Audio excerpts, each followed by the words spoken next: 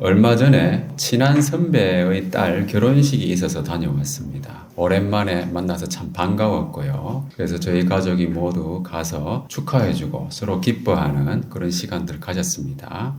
근데 많은 사람들이 와서 그 신혼부부의 앞길을 축복하고 또 친구들은 노래도 불러주고 또 즐거운 분위기 속에서 그런 결혼식이 진행되었는데요. 그 결혼식을 보면서 마음 한편으로는 뭔가 공허하고 또 아쉬운 느낌을 받고 있었어요. 서로 사랑해서 부부가 되었지만은 과연 그 결혼 생활의 행복이 얼마나 지속될 것인가? 또 인간적인 사랑과 결심으로 과연 험난한 결혼 생활을 지켜나갈 수 있을 것인가? 또 괜한 우려일 수도 있겠지만은 원칙과 기준이 모호해지고 절대적인 가치가 사라지는 시대이다 보니까 그런 의문을 갖게 되는 것이죠. 그러면서 그 가정을 위해서 더 기도하게 되었습니다. 왜 그런가 하면은 그 결혼식이라고 하는 그 큰 행사에, 그 성대한 행사에 만유의 왕이신 하나님이 빠져 있었다는 겁니다. 누구나 처음에는 기대와 희망으로 새 출발을 합니다. 그러나 현실은 녹록지 않다는 겁니다. 호세아서를 기록한 선지자 호세아의 결혼 생활도 순탄하지 못했습니다. 호세아의 경우는 좀 유별난 경우이긴 합니다. 왜냐하면은 하나님이 특별한 계시를 주시고 말씀을 주셨기 때문에 호세아의 경우에는 고멜이라고 하는 아내를 맞이하게 됐는데요. 이 여인은 정말로 신실하지 못한 사람이었어요. 다른 남자에게 갔던 음란한 사람이었고 또 이방 신전의 창기였다고 할 수 있는 그렇게 추정되는 인물이었습니다. 근데 이런 사람을 하나님은 호세아에게 데려와서 아내를 삼으라고 하신 거예요. 호세아가 누굽니까? 하나님의 말씀을 전하는 사명을 받은 선지자잖아요. 그런데 선지자에게는 어울리지 않는 그런 가정사를 명령을 하신 거잖아요. 일반적으로 우리가 생각할 때에 결혼하는 모습을 가장 행복한 모습으로 그리잖아요. 이야기나 드라마나 영화나 이런 데 보면은. 그렇지만은 반대로 생각해 보면 어떻습니까? 결혼 생활의 파탄이라고 하는 것은 가장 불행한 모습일 수도 있다는 겁니다. 그 하나님은 왜 호세아에게 이런 시련을 겪게 하셨는가? 자기 백성에 대한 하나님의 사랑과 언약 관계를 가장 잘 표현하는 모델이 바로 결혼 관계이기 때문입니다. 이런 선지자의 비극적인 경험을 통해서 말로는 참 표현하기 어려운 그 하나님의 사랑을 전하게 하신 그것이 바로 호세아 선지자의 사명이었습니다. 호세아 선지자는 자기 개인 삶을 완전히 송두리째 하나님께 내어드린 것이죠. 물론 대부분의 선지자들이 그랬습니다. 이사야나 예레미야나 보면은 비슷한 게 있지만은 아내와의 관계에 관련된 이러한 사명을 받은 것이 호세아라는 겁니다. 그래서 이 부부 간의 결혼 관계라고 하는 것은 특징이 몇 가지가 있죠. 살펴보면은 결혼 관계의 특징은 뭐냐 하면 언약 관계라고 하는 거죠. 언약 관계는 뭡니까? 피로 맺어진 관계예요. 남자와 여자가 결혼을 하면서 관계를 할 때 피가 나잖아요. 그죠? 피로 맺어진 관계예요. 그리고 피가 섞입니다. 그죠? 자녀를 생산하는 과정에서. 결혼 관계를 세상 사람들은 참 우습게 여깁니다. 그렇지만 엄연히 이것은 하나님께서 만드신 제도이고요. 피로 맺어진 관계라는 겁니다. 그렇기 때문에 우리가 결혼식을 할 때 보통 하는 얘기가 뭡니까? 죽음이 갈라놓을 때까지 같이 살아라고 그런 메시지를 보통 주례들이 던지잖아요. 그죠? 왜 그렇습니까? 피로 맺어진 관계이기 때문에 그것은 죽음만이 갈라놓을 수 있다는 거예요. 다른 말로 하면은 이 관계를 깨뜨리는 경우에는 피를 흘리는 대가를 치르게 된다는 뜻입니다. 이 상당히 신성한 관계예요. 결혼이라고 하는 것은. 깨어진다고 하는 것은 죽음을 의미하는 것이죠. 이 관계를 깨뜨린 책임이 있는 쪽에서는 반드시 피 흘리는 대가를 치르게 된다는 거예요. 거꾸로 말하면 회복하려면은 피 흘림과 죽음의 과정을 거쳐야만 회복이 가능하다는 거죠. 이것이 바로 언약 관계의 특징입니다. 히브리서 말씀에도 보면은 피로써 정결하게 되나니 피 흘림이 없은즉 사함이 없느니라고 말씀하셨어요. 왜냐하면은 이스라엘과 하나님과의 관계는 피로 맺어진 언약 관계이기 때문입니다. 그리고 또 한 가지 결혼 관계의 특징은 뭐냐 하면 아가페적인 사랑의 관계입니다. 에로스적으로 보통 남녀 간의 관계가 시작되잖아요. 그죠? 그렇지만 결혼하는 순간부터는 아가페적인 관계가 되는 거예요. 왜 그러냐 하면은 언약 관계이기 때문에 그런 거예요. 이것은 뭐냐면 무조건적인 사랑을 의미하는 겁니다. 이 감정적인 것을 초월하는 사랑이죠. 이 감정적이지 않다고 말할 수 있는 겁니다. 그러니까 뭡니까? 감정이 별로 없으니까는 별로 행복하지가 않은 거예요. 결혼을 어떤 사람들은 행복 끝 불행 시작이라고 말하는 사람도 있잖아요. 결혼할 때까지가 좋았다는 거죠. 그리고 아가페적인 사랑이라고 하는 것은 또 서로에 대한 헌신과 부양의 책임이 있는 겁니다. 호세아서 11장 4절에도 보면은 하나님께서 사랑의 줄로 그들을 이끌었다고 말씀하실 때 그들에 대하여 그 목에서 멍에를 벗기고 또 그들 앞에 먹을 것을 제공하시고 이 말씀처럼 모든 문제들을 해결해 주시고 부양하고 책임지는 가족 관계, 이게 바로 결혼 관계의 특징이죠. 아가페적인 사랑이라는 겁니다. 그 세상에서 이러한 관계는 흔하지 않는 겁니다. 결혼 외에 뭐가 있겠습니까? 그죠? 가족 관계, 바로 하나님과 백성의 관계죠. 이게 바로 언약 관계와 아가페적인 사랑의 관계가 온전한 모습을 갖춘 형태가 바로 하나님과 백성의 관계입니다. 이게 뭐냐면 구약적으로는 하나님과 이스라엘의 관계였고요. 지금은 뭡니까? 하나님과 우리 그리스도인들의 관계죠. 이것을 모형으로 보여준 예표적인 사건, 그것이 바로 호세아와 아내의 관계였다는 거죠. 그래서 이게 뭐냐면은 결혼을 했는데 언약 관계를 맺었는데 자기를 버리고 다른 남자에게로 떠나가 버린 그 배우자에 대한 마음, 상상이 되십니까? 그 경험을 안 해보면 알 수가 없잖아요. 그죠? 그 마음을 선지자로 하여금 경험하게 하셨다는 거예요. 그런 사람을 어떻게 사랑할 수 있겠는가 하는 거죠.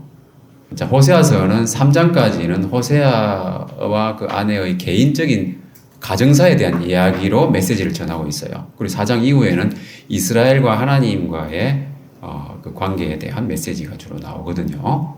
호세아 3장 1절에 보면은 여호와께서 내게 이르시되 이스라엘 자손이 다른 신을 섬기고 건포도 과자를 즐길지라도 여호와가 그들을 사랑하나니 너는 또 가서 타인의 사랑을 받아 음녀가 된 그 여자를 사랑하라, 이렇게 말씀하셨어요.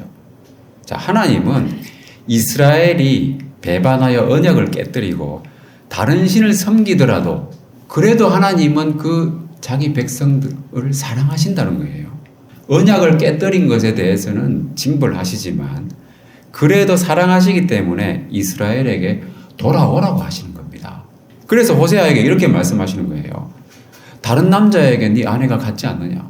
나는 다른 신을 섬기는 이스라엘 백성들을 사랑한다. 너도 다른 남자에게 간 그 여자를 사랑하라. 데려오라. 이렇게 말씀하시는 거예요.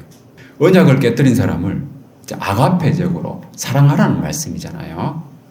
이 호세아 입장에서는 참 감당하기 어려웠을 거예요. 자기를 배반하고 상처를 주잖아요. 그죠? 그리고 떠난 사람을 어떻게 다시 사랑해서 데려올 수 있는가? 그 원수가 되어버린 사람인데 그 극단적인 상황인 겁니다. 그런 상황에서도 하나님은 자기 백성을 사랑하시기 때문에 그렇게 하라는 거예요. 그 하나님의 사랑을 이 선지자는 몸소 경험하는 것이죠. 실천함으로써. 그런데 율법에는요, 어떻게 되어 있습니까? 음행한 사람은 반드시 죽이라고 되어 있잖아요. 근데 하나님은 이 여인을 다시 데려오라고 하셨어요. 그 어떤 의미입니까? 죽이는 대신 데려오려면은 어떻게 해야 되냐 하면은 죽이는 사람을 구해준다는 의미잖아요. 그러려면은 반드시 그 몸값을 치러야 되는 거예요. 그래서 이어지는 말씀을 보면은 내가 은 15개와 보리 한 호멜 반으로 나를 위하여 그를 샀다고 그랬어요. 그러니까 호세아가 그 여인을 데려오기 위해서는 그 몸값을 지불했는데 그게 뭐냐면 은 15개와 보리 한 호멜 반이었습니다. 그 보리 한 호멜이라고 하는 것은 은 10개에 해당하는 값이에요. 그래서 보리 한 호멜 반은 은 15개에 해당되는 것이죠. 그러니까 은 15개가 두 번 있잖아요. 그러면은 은 30개가 되는 겁니다. 호세아가 이 여인을 다시 데려오기 위해서 치른 값은 모두 은 30개였어요. 이것은 당시 노예 한 사람의 몸값이었습니다. 그래서 호세아는 한 사람의 몸값을 지불하고 아내를 데려온 거예요. 이것이 의미하는 것이 바로 하나님의 사랑과 회복을 의미한다는 겁니다. 자, 하나님께서는 자기 백성을 죄에서 구원하시기 위해서 한 사람의 몸값을 지불하셨잖아요. 마태복음 말씀에 보면은 가룟 유다가 예수님을 팔면서 받은 돈이 은 30개였습니다. 바로 이 은 30개라고 하는 것은 예수님의 몸값이었잖아요. 그러니까 다시 말하면은 이 언약 관계의 특징상 관계의 회복을 위해서는 반드시 피 흘리는 대가를 치러야 한다는 겁니다. 근데 하나님께서는 자기 아들을 내어주심으로써 완전한 값을 치르게 하신 거죠. 그래서 지금의 시대에 이 완전한 언약 관계라고 하는 것은 바로 우리 그리스도인과 하나님과의 관계라고 할 수 있는데, 자, 하나님은 그리스도의 몸값을 주고 우리를 데려온 것이다. 이런 얘기입니다. 이 복음의 아주 핵심에 해당되는 내용들이잖아요. 근데 호세아의 삶을 통해서 하나님께서는 이것을 예표하신 거예요. 에베소서 1장 7절 말씀을 보면은 우리는 그리스도 안에서 그의 은혜의 풍성함을 따라 그의 피로 말미암아 속량 곧 죄사함을 받았느니라. 이렇게 말씀하셨어요. 누구든지 믿음으로 그리스도 안에 있게 되면은 죄의 완전한 용서를 받는 겁니다. 죄가 있으면은 반드시 죽어야 되잖아요. 그죠? 언약 관계가 깨졌기 때문에 그 죽음으로부터 우리를 데려오기 위해서, 구원하기 위해서 속전을 지불해야 되잖아요. 그리스도의 피값을 지불하신 거예요. 그래서 하나님께로 돌아온다고 하는 것은 신약적으로는 그리스도 안에 있게 된다는 것이고, 그것은 바로 회개하고 복음을 믿는 것을 의미합니다. 자, 이것은 언약 관계에서는 반드시 치러야 할 값이기도 하지만, 자, 결혼 관계 특징 중에 또 하나가 있다고 했잖아요. 아가페적인 사랑의 관계잖아요. 그러니까 하나님께서는 그리스도께서 우리를 위하여 죽으심으로 하나님께서 우리에게 대한 자기의 사랑을 확증하셨다는 겁니다.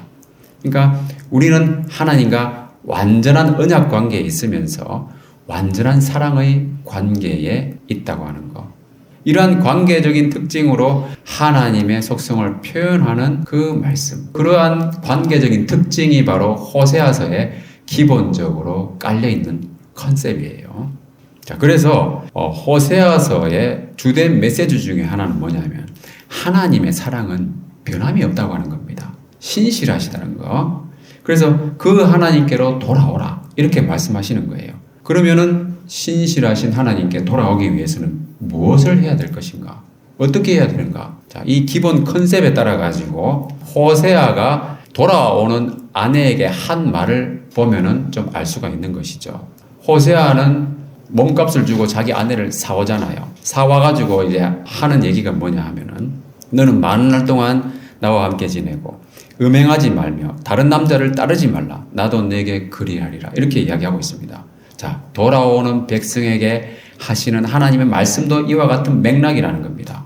여기 보면은 음행하지 말며 다른 남자를 따르지 말라. 이렇게 이야기하고 있잖아요. 오늘 본문에 보면 뭐라고 나옵니까? 11장 12절에 보면은 에브라임은 거짓으로 이스라엘 족속은 속임수로 나를 애워쌌고 유다는 하나님 곧 신실하시고 거룩하신 자에 대하여 정함이 없도다. 이렇게 이야기하고 있지 않습니까? 이 보면은 정함이 없다고 하는 거 이런 표현이 있는데 히브리어로 보면은 루드라고 해가지고 정처 없이 떠돌다, 배회하다 이런 뜻이에요. 그러니까 삶의 기준과 원칙이 모호하다는 겁니다. 매사에 일관성이 없고 이랬다 저랬다 하는 바람을 따라가는, 쉽게 말하면 바람난 사람의 모습이라는 거예요.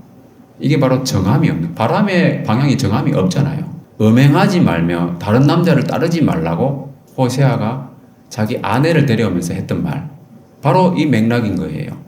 그래서 다음에 이어지는 12장 1절 말씀을 보면 뭐라고 나오냐 하면은 바람을 먹는다는 표현이 있고 동풍을 따라간다는 표현이 있잖아요. 바람 부는 대로 살아가는 모습이라는 거예요. 이스라엘 백성들이 헛된 것을 추구하는 모습을 가장 잘 표현하는 것이 바로 바람난 모습, 바람을 따라가는 삶이거든요. 그래서 이스라엘은 하나님을 버리고 세상적으로, 그죠? 눈에 보이는 것을 따라서 살았다는 거죠. 예를 들면은 이런 겁니다. 북방에 있는 아수르 세력이 강해질 때는 그게 좋아 보이니까는 아수르와 계약을 맺는 거예요.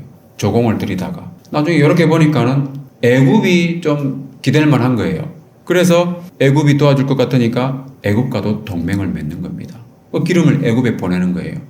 아수르가 기분 나쁜 거예요. 그걸 알고 나니까. 그래서 아수르의 분노를 사가지고 아수르의 침공을 받게 됩니다. 그래서 멸망하기에 이르렀습니다. 그때 애굽은 아무 도움이 못 됐어요. 그러니까 바람을 따라가는 삶은 아무런 유익이 없는 거예요. 결과적으로는. 그때 잠깐 좋은 것 같지만.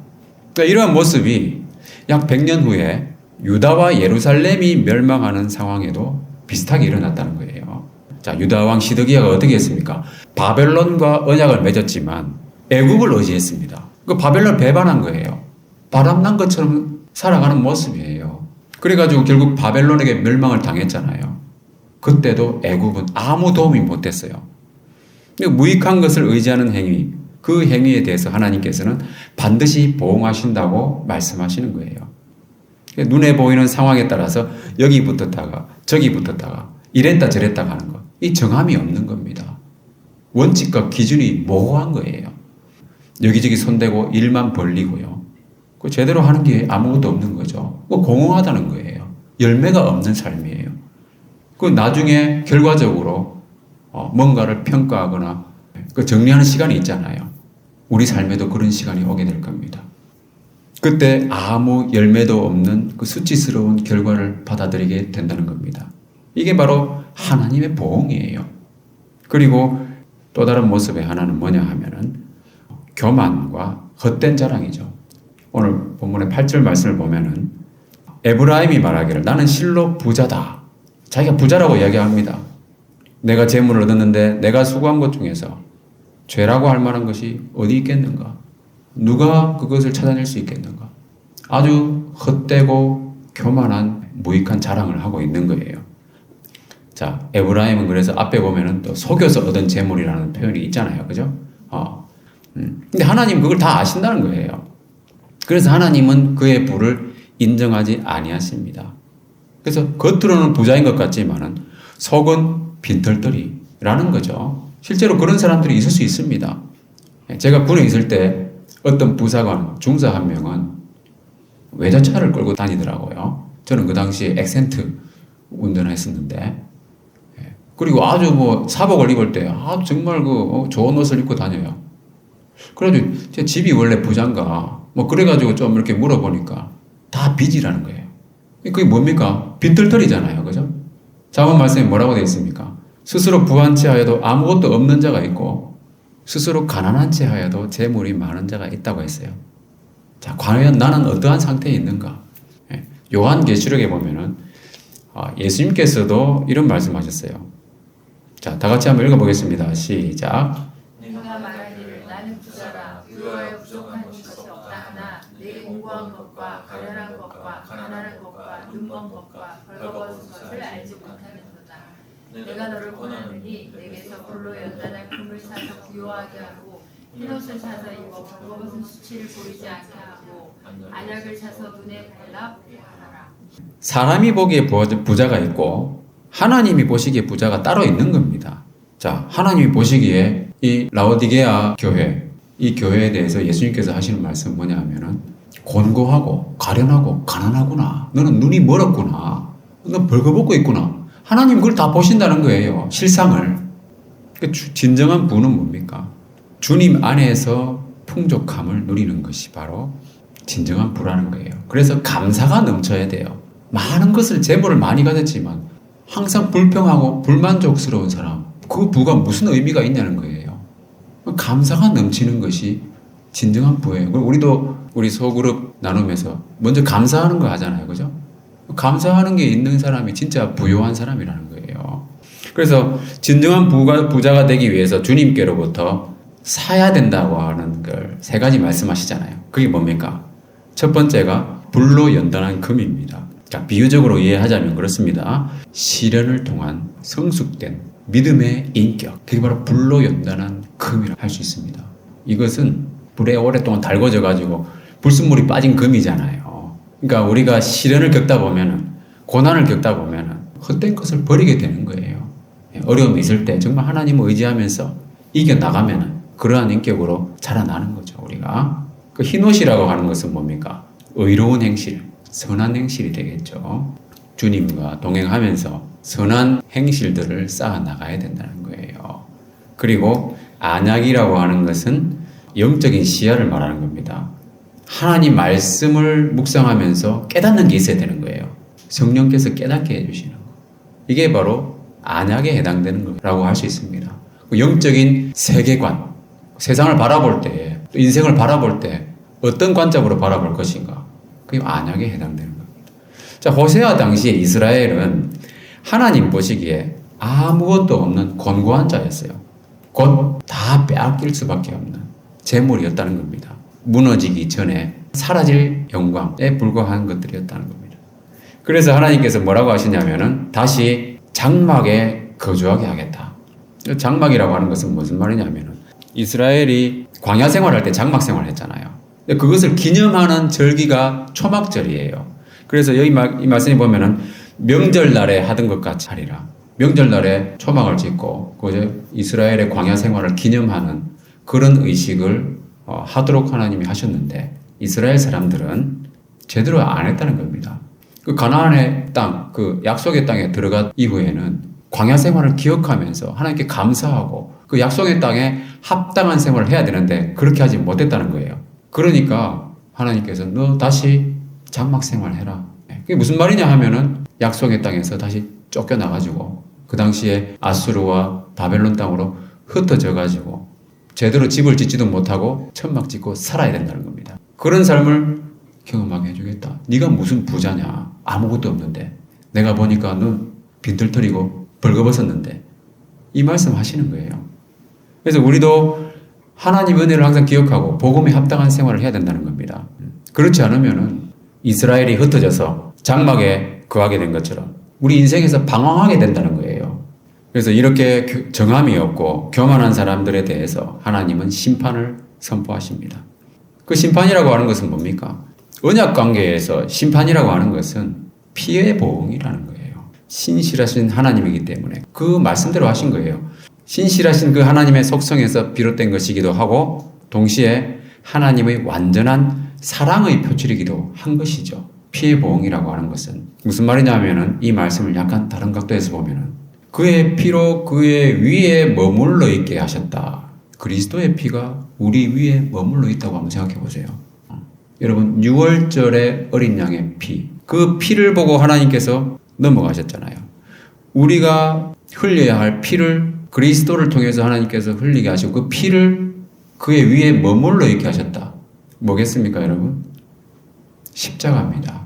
우리 위에 있다는 말은 우리가 십자가 아래에 있다는 겁니다. 그런 의미에서는 우리가 십자가 아래에 있을 때에는 하나님의 그 무서운 진노를 피하는 그늘이 된다는 겁니다. 십자가에 대해서는 많은 사람들이 장식용이나 목걸이로 그렇게 화려하게 꾸며가지고 사용을 하지만 실제로는 피 묻은 나무잖아요.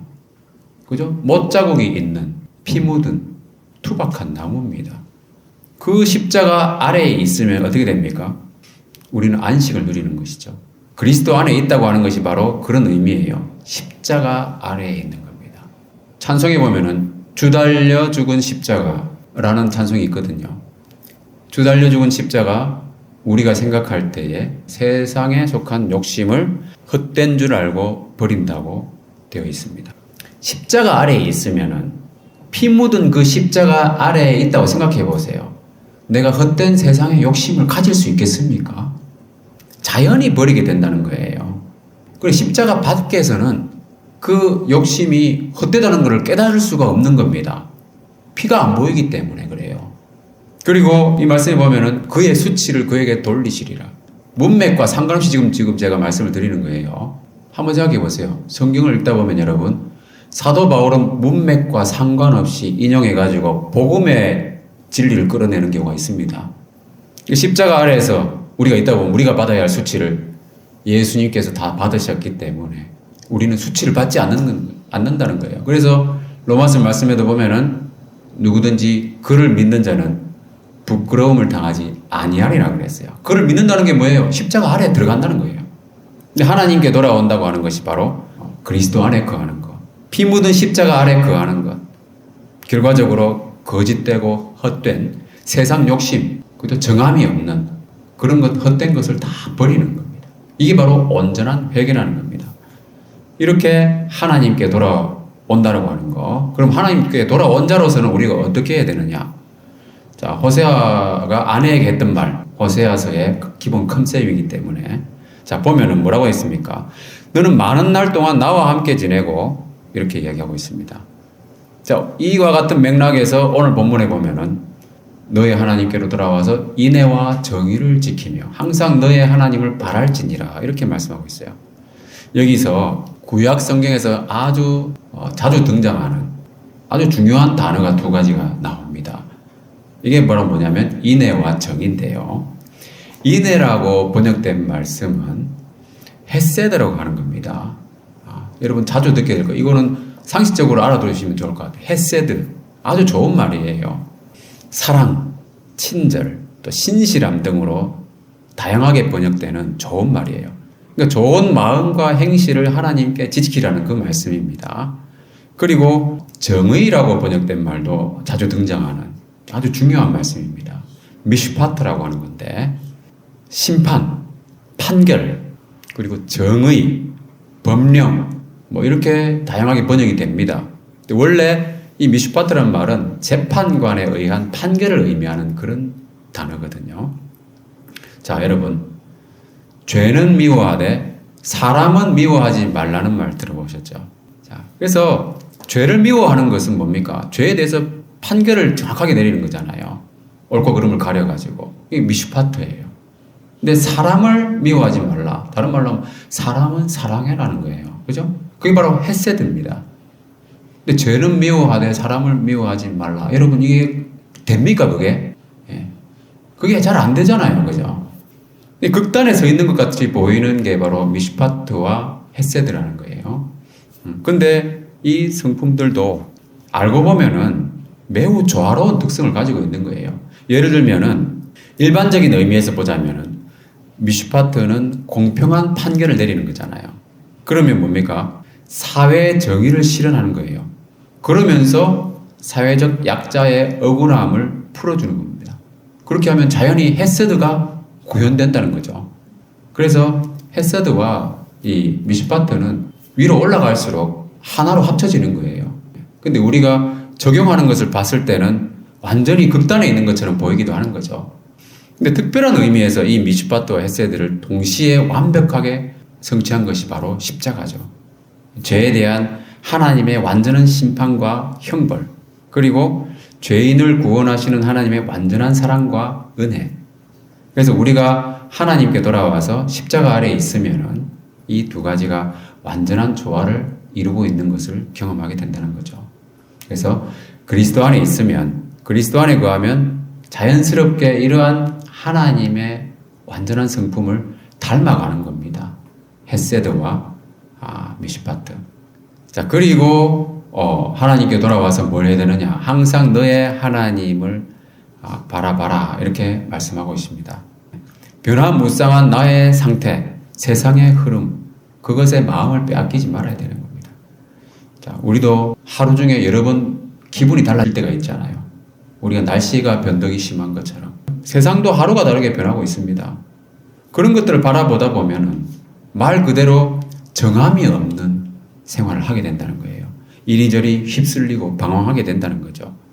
우리는 그래서 변함없이 우리를 사랑하시는 하나님을 항상 바라봐야 된다는 거예요. 믿음의 주요 또 온전하게 하시는 이인 예수를 바라보자 그랬습니다.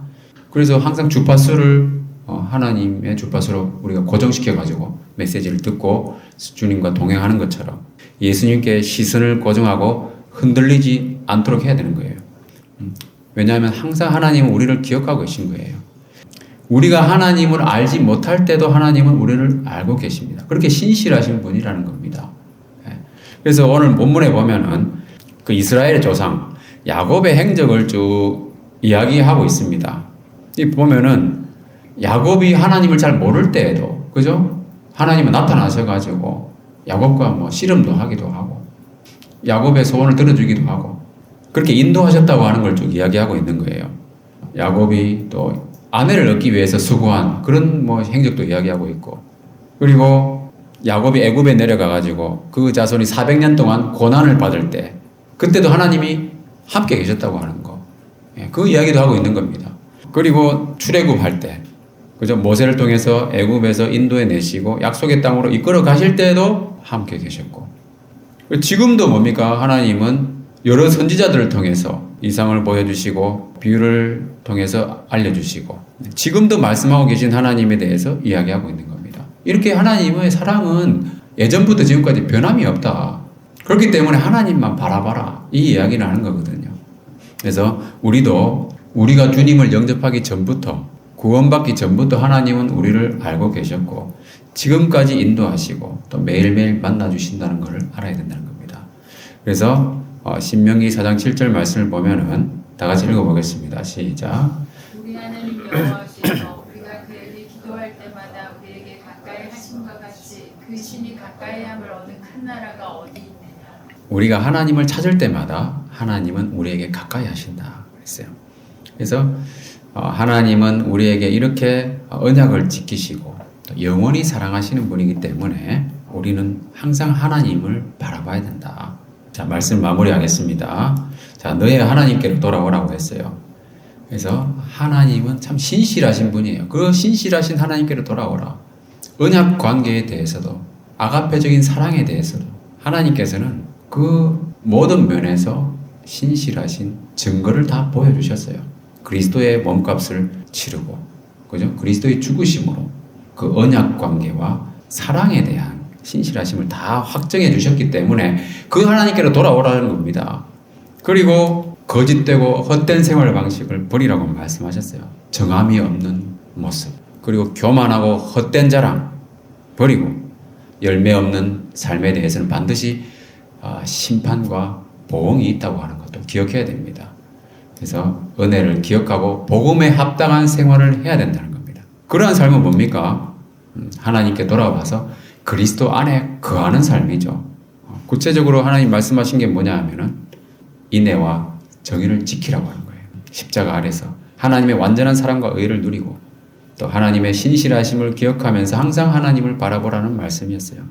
그래서 호세아는 이스라엘이 타락하고 부패한 그런 영적으로 암울한 시기에 부름을 받아가지고 비극적인 결혼을 했던 사람이었어요.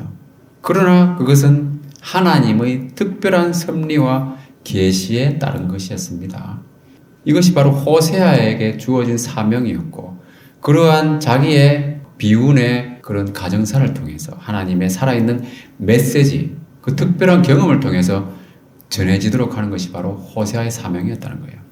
우리도 살다 보면은 좋은 일도 있고 힘들고 어려운 일도 있잖아요. 그러나 그 와중에서 하나님은 우리를 끝까지 사랑하신다고 하는 것을 기억할 필요가 있습니다. 또 그리고 그런 경험을 통해서 나의 특별한 고난의 경험을 통해서 하나님이 주시는 메시지가 있다는 거예요. 그것이 나에게도 힘이 되는 메시지이겠지만 다른 사람에게도 힘과 격려와 위로가 되는 메시지가 있을 수 있다는 겁니다. 또 사명이 있을 수도 있다는 거예요.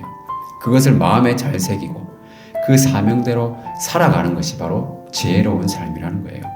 그래서 호세아와 같이 우리 삶을 통해서 하나님의 은혜와 사랑이 잘 전해지는 그러한 플러스 인생을 사시기를 주님의 이름으로 축원합니다.